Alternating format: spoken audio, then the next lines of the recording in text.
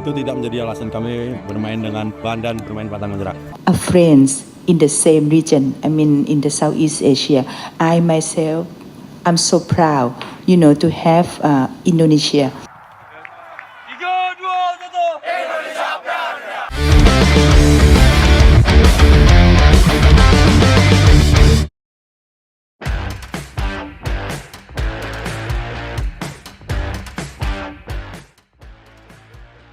Tiga wakil ASEAN, Indonesia, Thailand, dan Vietnam berpartisipasi dalam putaran final Piala Asia U17 2025 yang berlangsung di Arab Saudi dari 3 hingga 20 April. Namun demikian, Timnas Indonesia U17 berhasil menjadi tim Asia Tenggara dengan rapor paling bagus dalam pertandingan pertama di babak grup Piala Asia U17 2025, di mana Timnas Indonesia berhasil mengalahkan Korea Selatan. Gol sematawayang Garuda Muda tersebut dicetak oleh Evandra Florasta setelah memanfaatkan bola rebound dari tendangan penalti pada menit ke-90+2. Namun demikian nasib tragis harus dialami Thailand U17, di mana Thailand menjadi satu-satunya wakil ASEAN yang mendapatkan hasil buruk usai dihajar semifinalis edisi sebelumnya Uzbekistan 1-4. Penderitaan pun tak berhenti sampai di situ saja. Skuad Gajah Perang kemudian dibantai Arab Saudi 3-1 setelah bermain 90 menit di King Fahd Stadium pada hari Senin dini hari. Timnas Thailand U17 jadinya unggul 1-0 lebih dulu via aksi Siwakon Ponsan pada menit ke-17. Namun sayang keunggulan di atas gagal dipertahankan hingga akhir, di mana Timnas Arab Saudi U17 justru memberondong gawang Timnas Thailand U17 lewat gol-gol yang dicetak oleh Sabri Dahal pada menit 29, Abdul Rahman Sufyani pada menit 75 dan Mohtar Ali Barnawi pada menit 78. Kemenangan ini sekaligus meloloskan tuan rumah Timnas Arab Saudi U17 ke perempat final Piala Asia U17 2025 dengan koleksi 6 angka. Tak hanya lolos ke perempat final Piala Asia U17 2025, Sabri Dahal dan kawan-kawan pun juga melaju ke putaran final Piala Dunia U17 2025. Timnas Arab Saudi U17 sendiri lolos ke perempat final Piala Asia U17 bersama dengan wakil Asia Tengah, Timnas Uzbekistan U17. Sementara itu, Timnas Thailand U17 dan Cina U17 pun sudah dipastikan tersingkir, yaitu setelah selalu kalah di dua laga awal di grup A Piala Asia U17 2025 ini. Sekalipun menang di matchday pamungkas grup A pada Kamis 10 April dini hari nanti, koleksi angka maksimal Thailand U17 dan Cina U17 hanyalah 3 poin.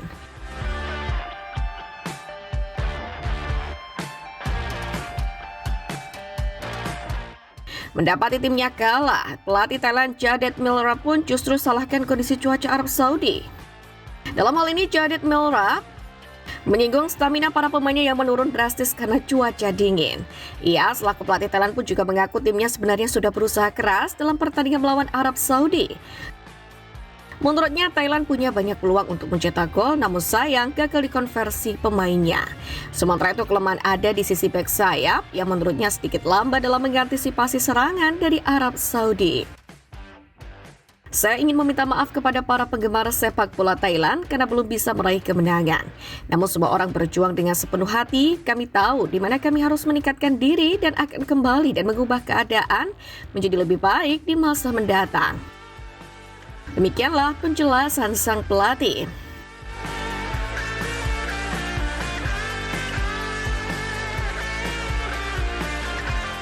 Kenyataan di Piala Asia U17 2025 sendiri seolah menampar wajah sepak bola Thailand yang disebut-sebut terbaik di Asia Tenggara. Tak sedikit juga yang membandingkan dengan Indonesia yang tidak memiliki sistem pembinaan dini yang jelas dan berkelanjutan. Kompetisi sepak bola di Thailand pun bisa dibilang juga jauh lebih terstruktur ketimbang di Indonesia, dimulai dari pembinaan usia dininya. Thailand memang diketahui memiliki sistem pembinaan usia dini yang komprehensif, mulai dari level U13 hingga U19 di bawah kendali federasi. Sejak 2020, kompetisi usia muda juga berada di bawah Federasi Sepak Bola Thailand, bukan lagi di SAT. Pembinaan juga melibatkan sekolah-sekolah termasuk universitas hingga sekolah level kabupaten. Tujuannya adalah untuk menciptakan budaya sepak bola yang kuat. Thailand pun juga memiliki liga amatir, yakni Thailand Amateur League. Klub-klub pun aktif berinvestasi dalam akademi dan kompetisi usia mudanya. Selain itu juga mendukung iklim kompetisi berkualitas serta berkelanjutan. Namun hasil buruk Thailand di Piala Asia U17 2025 ini pun seolah menampar pernyataan Direktur Teknis Federasi Thailand Piapong Pueon yang sebelumnya mengklaim jika timnas Thailand dipersiapkan dengan baik untuk Piala Asia U17 kali ini.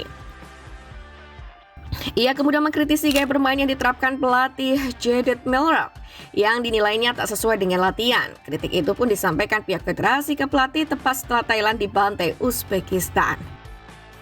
Padahal sebelumnya, Madampang bergegas mengambil tindakan khusus, di mana selaku Presiden Federasi Sepak Bola Thailand, ia memerintahkan anggota Komite Eksekutif dan Direktur Teknik FAT Piapong Pueon dan juga Wakil Direktur Teknik Chanawit Polchiwin, yakni untuk segera memberi saran kepada tim U17 di negeri Pagoda Emas tersebut. Nyonya Pang meminta saya dan mantan pelatih Chanawit Polchiwin untuk menghubungi langsung pelatih tim U17. Kami berbicara dengan pelatih Jaded Milrap dalam kapasitas kami dalam direktur dan wakil direktur teknis yang bertanggung jawab atas masalah profesional tim. Demikianlah penjelasan Piapong Pueon. Satu hal yang pasti, hal ini membuat Madampang khususnya dan FAT secara umum tidak senang.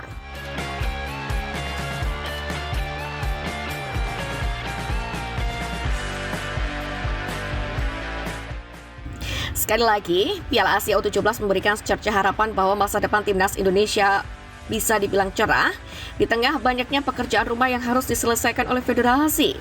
Tak bisa dibantah, memang masih banyak yang harus diperbaiki dari sisi permainan. Namun jika dilihat dari materi pemain, timnas U17 bisa dibilang juga cukup menawan. Pasalnya timnas U17 pun juga memiliki trio lini belakang yang solid layaknya di tim senior Izzes, Rizky Ridho, dan juga Justin Hubner.